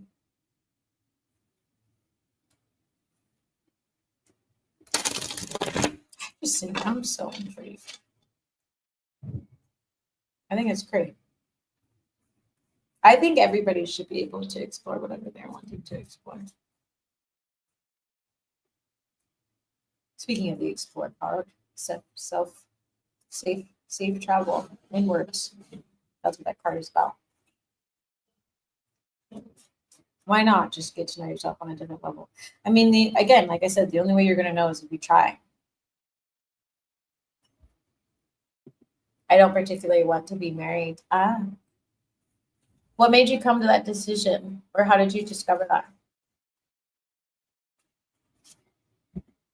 The person I was talking to at the beach said they didn't really want to be married, not in the traditional sense, but they were also thinking like, which was interesting because they believed in polyamory, but they didn't want to be married because they didn't like the idea and like the history of marriage, because they felt like if they got married because of vows and all these things and how it's kind of seen in their culture, that they would have to say that they would never find someone else attractive. And I was like, that is an interesting way of seeing it. But I get that because that's how it is in a lot of Western and some other cultures as well, in some other places.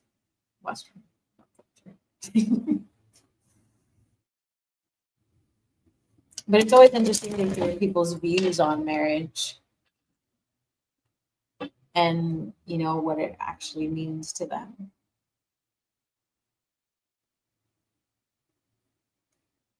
I personally enjoy marriage, but not the traditional way of marriage. Not by any means. My own definition. My own definition. I'd also seen some really interesting talks on people being married and practicing polyamory. One person did, but the other one did not. I thought it was really cool because that takes amazing communication. And they were sharing that, you know, in the beginning, no, it wasn't easy. It wasn't easy because you're learning something that you're not used to being around. But then they ended up loving it so much because it actually brought them closer and like forced them to have conversations and build safety in a different way and like check in more than they probably would have if they didn't have two different ways of like viewing love or practicing how they love, which is basically polyamory. Like it's just a different way of loving. Not really different, but it's just another style. A different love language. A different love language. What about the rest of you? Do you want to be married or no? Are you married? Are any of you married? Do you want to be married?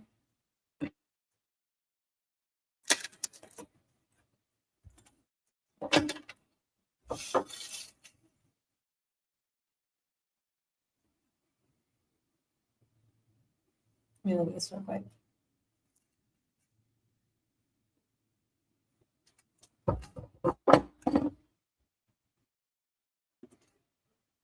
Same, the people I've met that all think it's ownership and non-traditional, I'd be open to.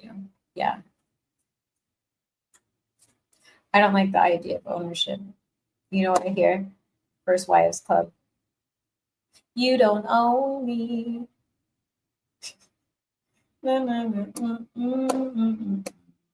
You don't own me.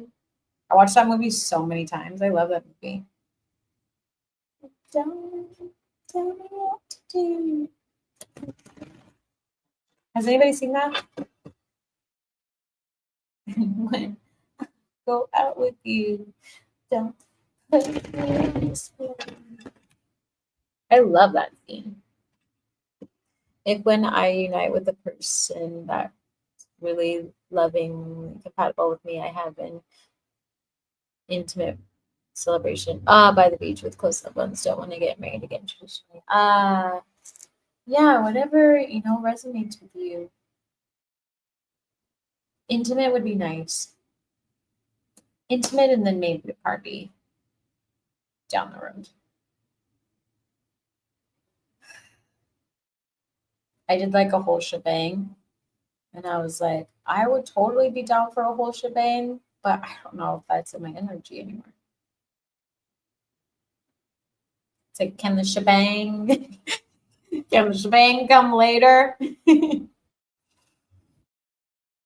I also feel like even with like a wedding planner who was baller, and all this stuff and like it going really easily, like when there's so many people, at least for me, I don't know if anybody else has been married or had a wedding planner or whatever. It was really hard for me to focus on the partnership itself because it felt like I was having a birthday party. Like that's how I felt. I was like, I had this weird like social moment of like realization of like, this is fake. You know, I don't want this anymore. I don't like this. I don't like this. What's happening? Where's my partner? Who are they talking to? I thought this was a wedding. Like I had so many moments like that. I was like, why are people so drunk? This is the worst. It's like, like it gave me so much anxiety. Even though my planner literally was the best, I was like, I'm still anxious because I feel like I don't know what's happening. I feel like I'm at a high school prom. I didn't even like prom. Lots of dancing, flowers, joy. Yeah, something so fun and intimate and loving.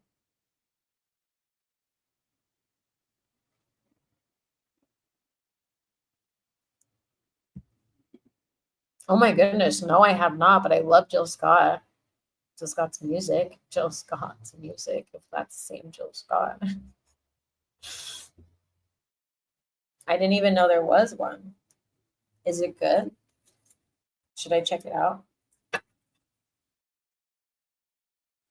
Should I check it out? I'm hungry again.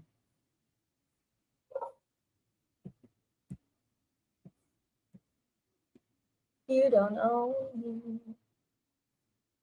You don't own me. It's a movie, yeah. First Wives Club. It's a fun movie. Someone's smoking cigarettes outside. Hold on. Shouldn't be.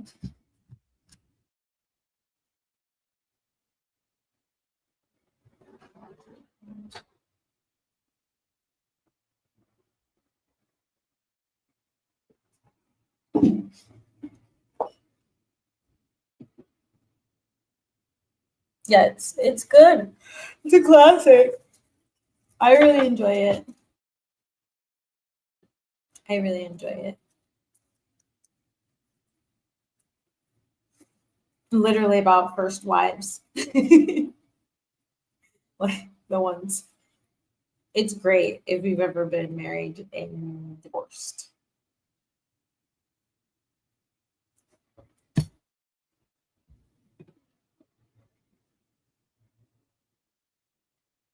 It's a TV show with a black cast. I'm not in a TV show mood. That's going to be hard to watch. Are there summaries? Are there summaries?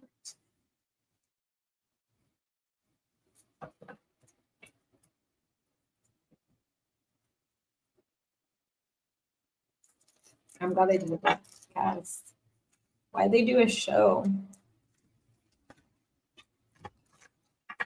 Was it too directly like tied if they did a movie? I had to go back and watch this show. The first 2 seasons are good. Ah, that's good to know. How many seasons are there? Let me see. Is it called First Wives Club? That'd be funny if it was. You don't know me.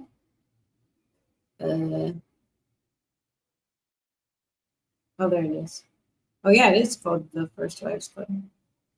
Came out in 2019. Yeah, I definitely didn't watch this one.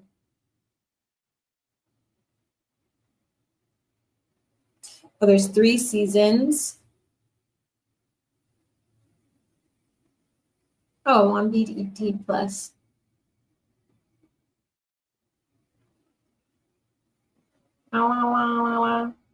Netflix and Paramount and YouTube, Sling, Amazon.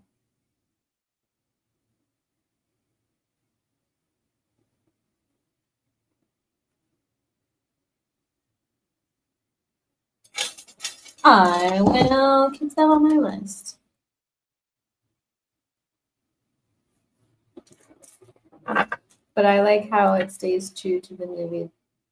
The movie is good. Oh, okay, that's good to know. Yeah, I'm always curious when people, do it with a different cast culturally. I'm always curious to see if they're gonna stick to the movie or not. I'm right behind you, Zawadi, because I'm gonna go to dance class. Also, When Harry Met Sally, the interviews with the old couples. My sister used to have me watch it with her all the time. That's so funny.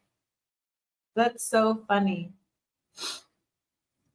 I love movies.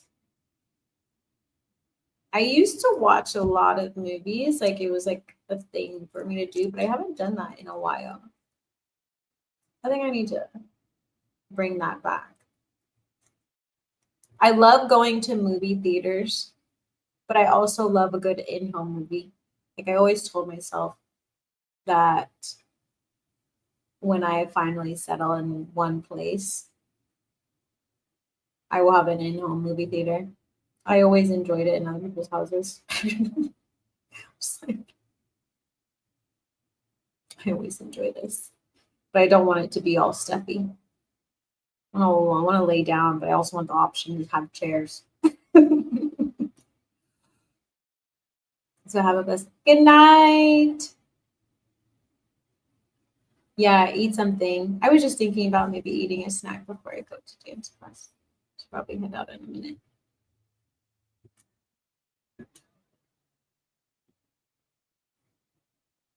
This has been fun, everybody. I'm super excited.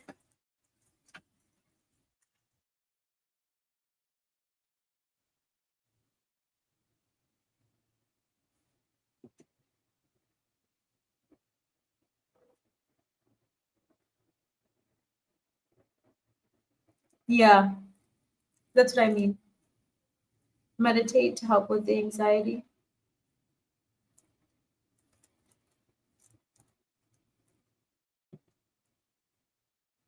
Yeah, the meditation is going to help.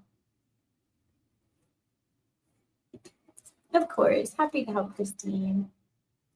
I can't wait to see everybody tomorrow in Z School for the Gifted. It's going to be a lot of fun. It's going to be a lot of fun. This has been great. I was not planning on being on here for 2 hours, but sometimes it just happens. You know what I mean? We just get to talking. So whoever makes it this far, I applaud you all on YouTube. You get a special prize. Put a carrot. Everybody put a carrot. It'll be so funny. I think it would be. Just saying. Okay, everybody, I'm gonna get going. I'm gonna eat a snack before I go. Thanks for joining. I'm sending you all so much love. Tomorrow is the 3rd day of the new moon, so make sure you're still focused on your manifestation, keeping your energy clean, doing things that you love, all the stuff. Make sure that you are doing that.